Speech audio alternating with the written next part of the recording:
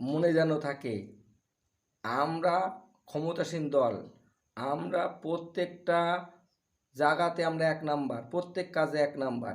যেমন চাকরি চুরিতে আমরা এক নাম্বার, রেশন দুর্নীতিতে আমরা এক নাম্বার, অভয়ারে মারার পিছনে আমরা এক নাম্বার, দিয়ে দেই নাই রাজ্যের মানুষে কর্মচারীদের, রাজ্য সরকারি কর্মচারীদের দিয়ে না দেওয়াতে এক নাম্বার।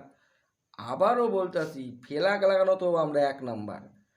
আমরা বাদ দিয়া বিরোধী দলের জানি কেউ কোনো ফ্ল্যাগ বা পোস্টার না লাগায়, এটা জানি মাথায় থাকে।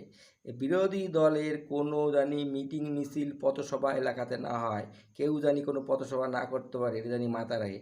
কারণ ভোটের দিন বা ভোটের আগের দিন বাইরের থেকে যে ভোটকর্মীরা আসবে, তারা জানি আমাকেও ফ্ল্যাগ দেখা বুঝতে পারে যে এলাকা বিরোধী শূন্য, এটা জানি মাথায় তাকে আইতে পারে, বুঝতে পারে তারা।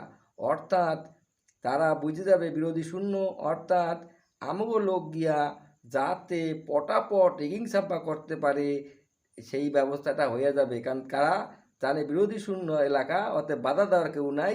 ব্যাস এই বইলে একদম বুথ একদম এভেলেবেল খোলা থাকবে, দুই দরজাই খোলা থাকবে, যেখানে খুশি আমার লোক ঢুকবে আর রিগিং ছাপ্পা করবে। অর্থাৎ কেউ আপনারা বিরোধী দলের কোনো ফ্ল্যাগ লাগাবেন না, এটা জানি মাথায় থাকে।